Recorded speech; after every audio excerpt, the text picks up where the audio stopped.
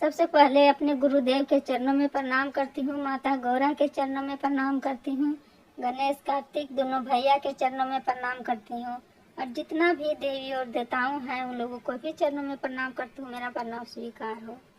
तो दोस्तों, आज हम एक शिव चर्चा कथा लाए हैं। है दोस्तों, शुरू से अंत तक सुनिएगा। अच्छा लगेगा तो लाइक कर दीजिएगा, शेयर कर दीजिएगा। दोस्तों, कमेंट बॉक्स में हर हर महादेव जरूर लिखिएगा, क्योंकि भगवान के नाम लिखने से, बोलने से सब ठीक रहता है दोस्तों।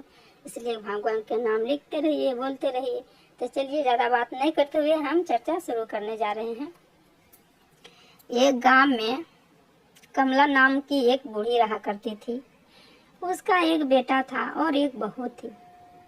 ये जो कमला थी वो बहुत दिल के साफ रहती थी। कहीं भी अगर पूजा होता था, कोई कथा सुनता था या चर्चा होता था, वो चली जाती थी। सुबह अपना घर में पूजा करती थी, मंदिर में करती थी, पूजा में ही लीन रहती थी। कोई बोला या नहीं बोला उसको, फिर भी वो सुनती थी कि हाँ वहाँ चर्चा हो रहा है, सुन के वो पहुँच जाती थी। किसी घर सुनती थी कि वहाँ कथा हो रहा है, वो सुनने के लिए चली जाती थी। वो कभी उसका मन में छल नहीं रहता था, वो साफ दिल की थी। तो ये चीज उसका बहू को अच्छा नहीं लग रहा था। उसका बहू को बहुत बुरा लग रहा था। बोलती थी, सोचती थी मन ही मन ही कि बुढ़िया अनी टाइम पूजा पाठ में बहाना करती है, रहती है, और हम अकेले घर का काम संभालते हैं। इतना सारा काम हो जाता है, हम अकेले खट खट के घर में मर जा रहे हैं, अरे मस्ती करती है। वो अपना पति को सब इसका शिकायत करते रहती थी प्रतिदिन कि आपकी माँ है, प्रतिदिन जाती है दूसरे के घर, प्रतिदिन मंदिर जाती है, हम अकेले तरह का नौकर है, हम काम करेंगे।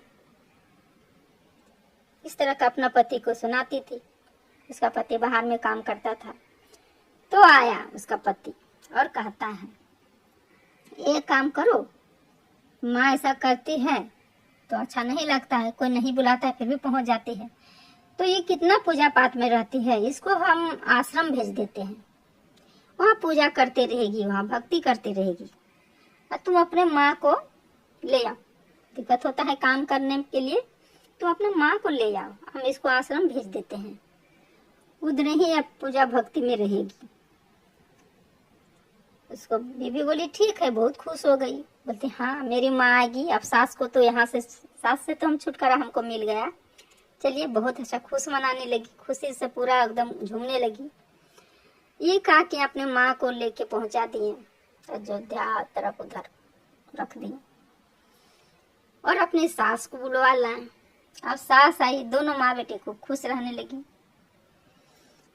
जिस घर में पूजा होता था, धूमन का सेंट घूमता था, उस घर में परफ्यूम घूमने लगा, सेंट मारने लगी उसका बहू।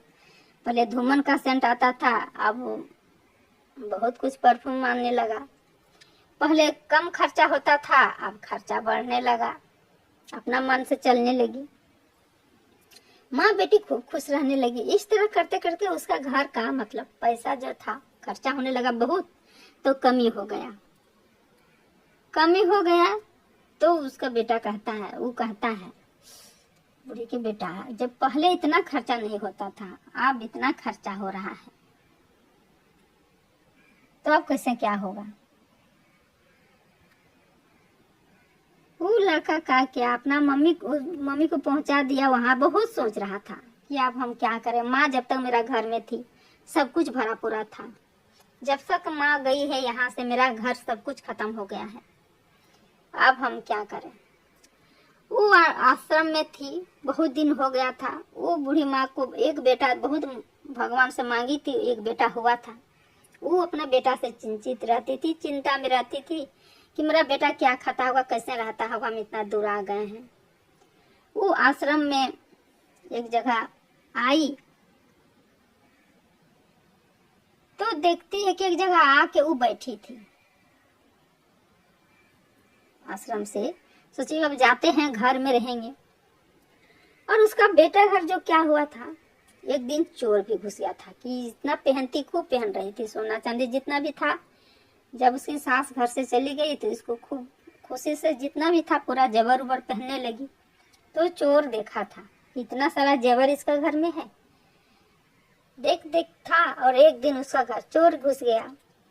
चोर घुस गया और ले गया सब चोरी करके, और लेके अपना नदी के किनारे वो सब चोर सब बैठा था और उधर से बूढ़ी माँ आई, आके वहीं थक कर के बैठी थी नदी किनारे। आई सब चोर सब बांट रहा था।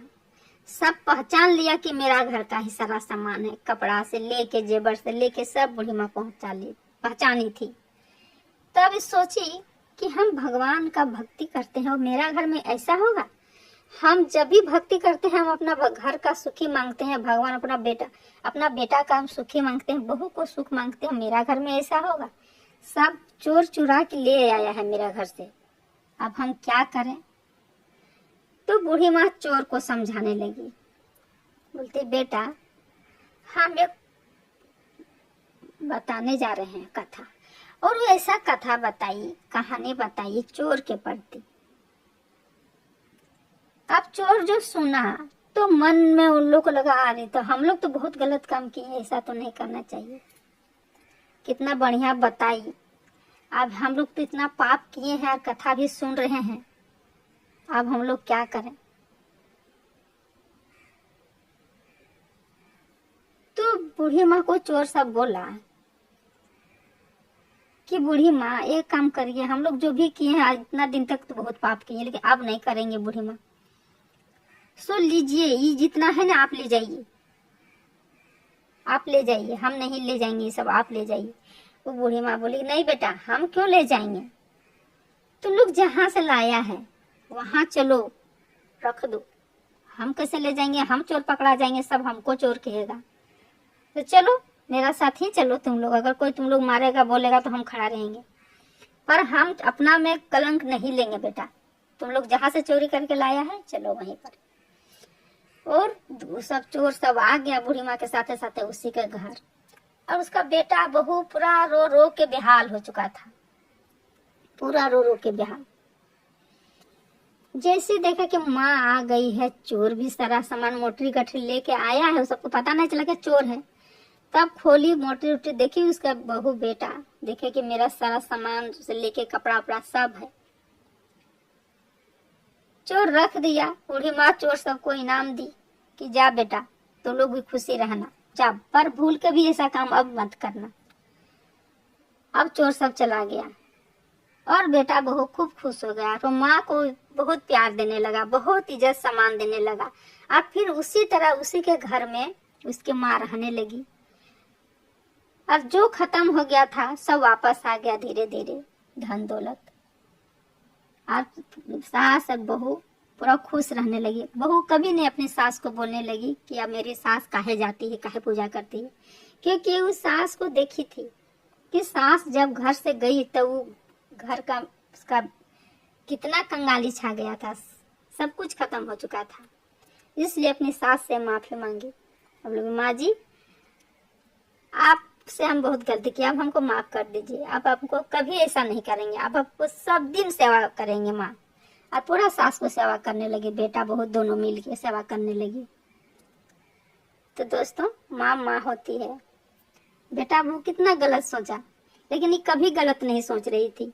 आश्रम जाने के बाद भी वो बेटा और बहू को सोच रही थी। और भगवान गुरुदेव उसी दिन, जिस दिन चोरी हुआ उसी दिन भगवान गुरुदेव माँ को, बूढ़ी माँ को वहां से वापस आश्रम से वापस आने के लिए कहा कि उसी दिन आ रही थी तो चोर को पकड़ी और सारा सामान के साथ, भगवान के अच्छी शिष्या थी, उस सारा सामान के साथ भगवान गुरुदेव उसी के घर में फिर अपने शिष्या को फिर घुमा के ले आए और घुसाए और इज्जत सामान भी दिलवाए। सब भगवान का खेल है, गुरुदेव के खेल है। तो दोस्तों हम ये कहते हैं जो भी मेरा वीडियो में सुन रहे हैं भगवान उसको भी इसी तरह से हंसी खुशी से रखिएगा, शांति रखिएगा। प्रभु गया हुआ धन उनको भी वापस कर दीजिएगा। तो चलिए आज का मेरा चर्चा यही रहता है। उम्मीद करते हैं कि सुन के आप लोग अच्छा लगा होगा। लाइक कर दीजिएगा, शेयर कर दीजिएगा दोस्तों। कमेंट बॉक्स में हर हर महादेव जब लिखिएगा। तो सब मिलके बोलिए हर हर महादेव, माता पार्वती की जय।